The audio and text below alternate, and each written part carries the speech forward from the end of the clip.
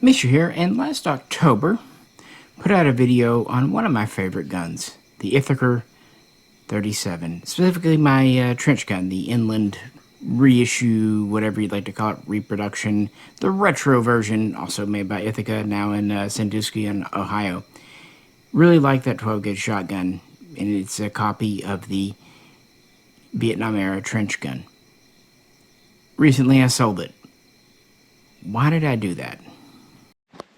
Ithaca.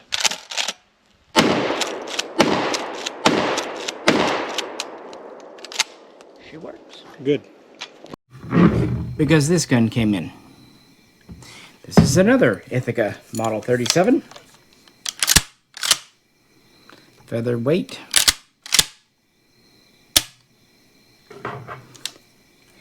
And this is a police version. Technically, Ithaca called these M&Ps, military and police, which is actually accurate. I, too, think of the trench gun configuration, but the truth is, probably more Ithacas that serve look like this than that. We'll get into it, and I'll explain why I sold that gun and decided to keep this one. And I'm going to be frank, it wasn't a decision I made instantly. It actually took me a couple of weeks to figure it out. My original trench gun there, the reproduction, it ran very well. So I hope I didn't trade a good, reliable 12-gauge for one that's going to give me problems, because as I get out to the cabin this evening and I'm unpacking things, I have not yet fired this. So wish me luck. Before you dive in and load her up, as always, if you could, please like, share, and subscribe. Like to help support us. And Miss Peanut, so she has food. Check out the link to Patreon, or you can do a super thanks, again, for Miss Peanut's food. And, yeah. Let's just try her out, and then let's talk about how this gun, which as it were, was made in 1971, you know, the military guns that were ordered in the 1960s. The nice thing about a pump, especially like this, you can just use whatever 12 gauge, so using some clinking Aguila, especially for its first firing, at least through. That's so cool. My hands. Let's see how she compares.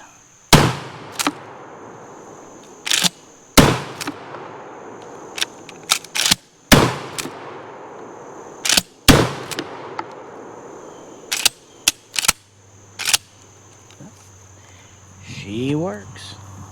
The sling was hitting the table and I heard that, so when I was shooting it, it was distracting me. I had loosened it up. I love seatbelt slings though, they're cool. Introduced in, well, 1937, this was basically an improved, simplified, and lighter, and I would also say stronger version of the Remington 1917. And originally it was for the sporting market. But, of course, war were declared, and by 1941, this was one of the 6 Marshall shotguns that the U.S. Ordnance Department approved. Basically, once they started ordering new Winchesters, Ithaca got smart and they designed a trench gun version, namely shortening the barrel and making it able to accept the heat shield, bayonet lugs, sling attachments up here. They also would kind of go to more of a matte finish, although the World War II guns tended to still have the high gloss blue. Some may or may not have the fish and game scene on the side. And in March of 1942, the government would order 1,420 trench guns of this version.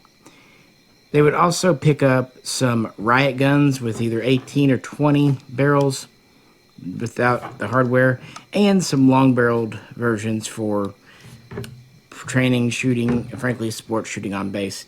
They'd get around 4,500 of those.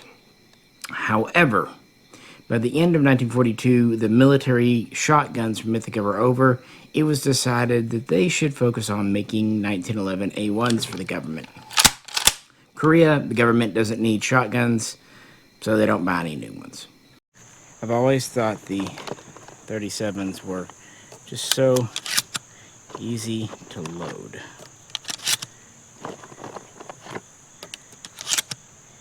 Kind of the same reason I like the Mossberg for the elevator being in the up position vis-a-vis, instead of like the Remington. Yeah. It holds that last shell, but just barely. And of course, the slide action, that's just neat. Alright, give her another test.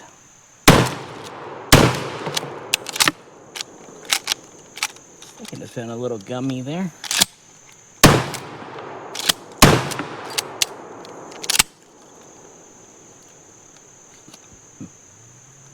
Not sure why. Yeah, it was feeling a little gummy on me. But when I move it, it feels fine. So probably the shells. By Vietnam, though, while there are still plenty of Winchesters knocking about, they're getting long in the tooth. They've made it through 2, sometimes 3 world wars. There's a new generation coming on. So it would actually be this Ithaca 37, and for that matter, the Stevens 77E, that would kind of become the 2 new and highly identified with 12 gauge Marshall shotguns of Southeast Asia. Here's that one we adjusted. That was fun. I guess I probably should have maybe oiled it, but it is bone dry and probably dusty up in there. Yeah, let me just squirt it with a little bit of CLP. In 1962, the U.S. government would order what were considered riot shotguns from Ithaca. They're actually very similar to this. They did not have U.S. property on them. These were not in the S serial subblock. They were actually about 50,000 to 70-some-odd thousand range. They didn't have a blued finish anymore. At least it was more of a matte blue. Some say phosphating, argues. They had 20-inch barrels, riot style. No heat shield, no bayonet lug, and they had sling swivels and came with a web sling. On this one, it's actually a Vietnam era kind of seatbelt sling, one of the cool ones. Of course, 4+1 capacity, standard bead sights, and all that good stuff. These were not for the U.S. military, though. They were actually for Southeast Asian allies like South Vietnam and the like. And beginning in very late November of 62, running through January of 63, they would deliver several thousands. Moving in that year, now the government will finally order some for itself. These will have the S prefix serial. They will have U.S. property, like the U.S. mark and the P. But they will still not have heat shields or bayonet lugs. In fact, these, for whatever reason, did not even have sling swivels. And ranges pretty much from S1 up to about S23,000. And this is kind of the range that the replica Ithaca picks up from. Finally, at the end of 1963, we get our first modern production trench guns when the U.S. Air Force orders just over 200 of these with the heat shield bayonet lug attachment. And they even still take the old 1917 style bayonet. They have a phosphate finish, and this is really what the reproduction inlet Ithaca is going for. However, yet again, if we're being honest, most of the ones that served in the 60s and onward probably did look like this, and that actually a little bit influenced my decision to keep this over the other one. Alright, I spritzed the bolt a bit and the arm of the pump. Again, loading, the tube didn't feel gritty.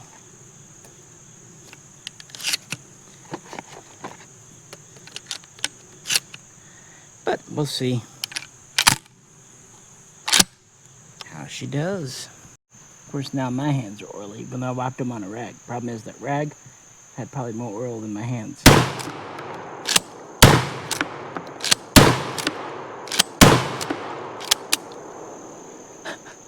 Okay, I should have considered that more.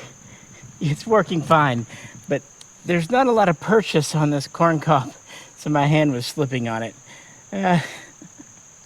Now we fast forward. The Vietnam War is really kicked off in earnest. The Marines are fighting there. Of course, the Army's engaged, and the Navy's involved too. So in 1966, they order 3,000 more of these. Again, this configuration, riot style, 20-inch barrel, no heat shield, and again, no sling swivels. And these are not in the S range. They seem to be in the 900 to 950,000 serial range. So obviously, they're intermixed with other police and civilian market contracts. And these would be distributed throughout the Navy to be used on the brown water boats, and then you'd be used extensively by the Navy SEALs, the Marines fighting, especially like the Marine reconnaissance, the Raiders, that kind of thing. Go on and so forth. Then in 1967, the government would place a second 60s era contract for true trench guns. And fortunately, the factory records are purportedly lost, so we don't know exactly how many ended up being shipped. What's interesting, they're not in the S range or anything else either. They're just in the normal kind of serial in the 980,000-ish range. And they would have U.S. marks, property marks, but they would also make some of these for the police market and even sell some leftovers on the commercial market. So just because you see what you think of as an original trench gun, it may be, but it could have gone to a police department or some kind of guard in America or not. And that really is kind of the last chunk. The deal with Marshall shotguns, they never order them in huge numbers, but they keep getting cycled around and around. They were really popular with the guys on point. They were really useful for exploding landmines from a safe distance. They were also used for exploding, water mines. That was usually like the guy that was on the bow of the boat going forward. Obviously, guard duty, they have a lot of purposes. It's a very versatile weapon. It is relatively light, but it's 5-shot in total capacity, and the relative weight of the shells did matter. But at least by Vietnam, plastic shells were a thing. It was a much bigger issue back in the day when your choices were paper or brass. So, yeah, plastic is clearly the right answer. It has the waterproofedness, but it still has pretty lightweight. Because that was the big deal in World War I, is with the brass shells. It just got heavy to carry a huge number for your shotgun. Oily hands aside and very dry guns, it's fun. Of course, I'm shooting pretty light 2 3/4. The reproduction modern Ithaca was able to do 3-inch Magnum. These older ones were not. They're just 2 3/4. But when you consider the alloy receiver and kind of lightweight and lack of a recoil pad of any type, I think that's for the best. Anyway, let's give her another go. You can shoot this lefty. I'm not going to, but you can.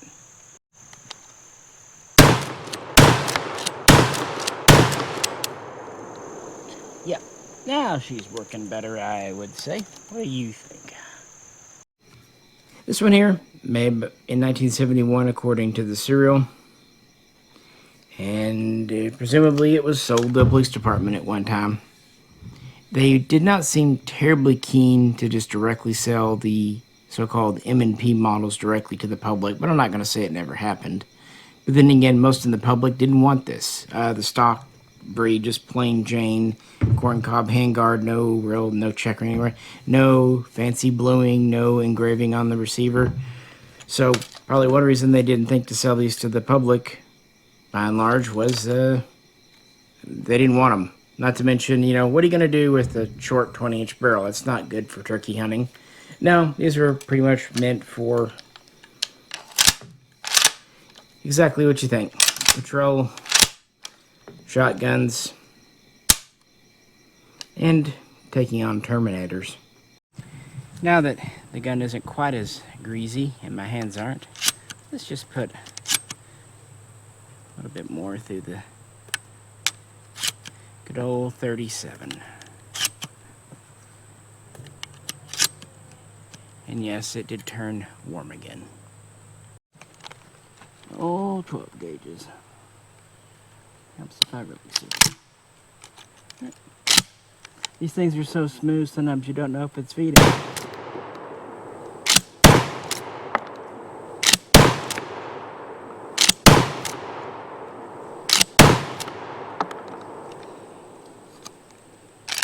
They are smooth. They really are. But they're lightweight. Put it like this. I'm glad this is just 2 3/4. I don't know if I'd want to do 3" out of this. And in shortened forms, aliens. It definitely appeared in a lot of films. I did debate keeping the trench gun. I love the look of it.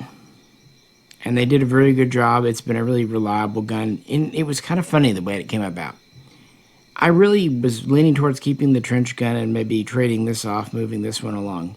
But I thought, let it sit in the back of my head for a minute. And then one day I literally just woke up and thought, what am I doing? This is the one to keep. It is an original. You don't see a lot of authentic shorter barrel 18 or 20 Ithacas today. At least I don't, not in my part of the world. True, it doesn't have the military markings, but you know, the other one had them, but they were just replica, they weren't original. Plus, you know, it has the feature that everyone goes for.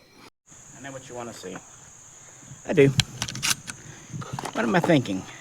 Do I regret selling my modern production kind of tried and true? I don't think so. I think I'm happy with my choice. And of course, there is one benefit of not just this old shotgun, but a lot of the old ones, Winchesters included. Because you can do this. I don't know why you'd want to, but you can. So after not being able to decide for quite a while, all of a sudden it became very easy.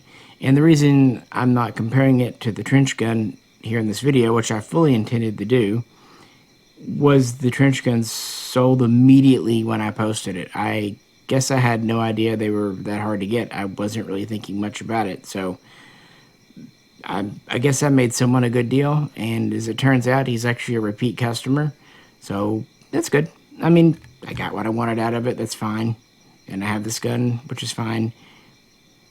I like Ithacas. I like the slab side look without the port.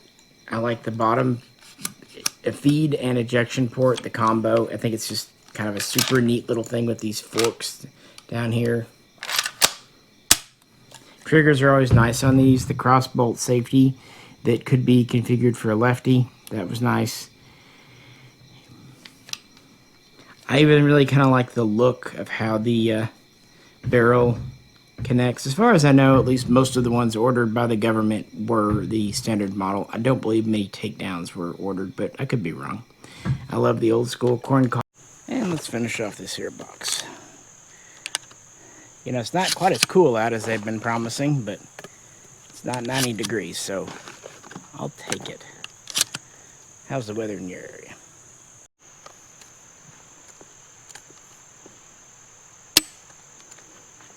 Try it this way.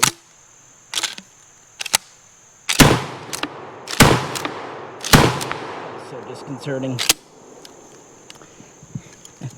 Slam firing. I know people like it, but I'm not gonna lie. I'm okay with modern safety features. But something fun to do on the 4th of July, right?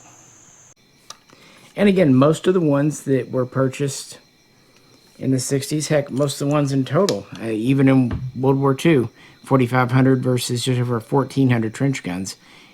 The non-heat shield version actually just kind of seems to be the one that saw more martial service, as it were, even though the trench guns kind of get the glory. All right, Travis.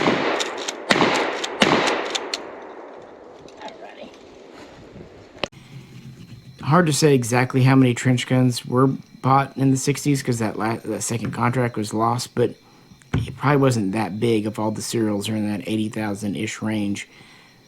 So the vast majority, 40, 45,000 maybe in total, including the Vietnam ones, were this style, maybe 18-inch with or without sling swivels. That's not a big deal. No, I feel pretty good about it. This one came in on trade. But he had it. Well, try it. You can't do it fast. Might be a blessing it only holds 5.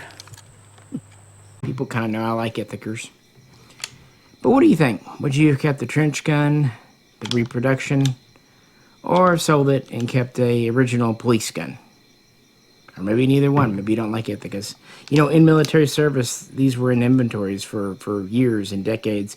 But by the 70s, newer generations like the Remington 870, the Winchester 1200 were coming in. And eventually, about a decade later, the Mossberg 500. And then 2 decades later, the Mossberg 590A1. So, kind of just as it were.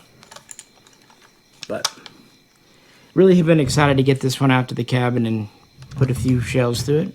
Hope you enjoyed it today. As always, if you could, please do like, share, and subscribe. Check out some of the older videos I've done on Marshall shotguns if you like. It's not exactly what I consider my field of expertise, but I do enjoy them. I do my best. If you'd like to help support the channel, check out Patreon, Super Thanks, all that good stuff. Anyway, on this nice coming fall evening, Peanut and I are going to go fix some dinner and call it a night. Best wishes. This is Misha. Catch you very soon next time.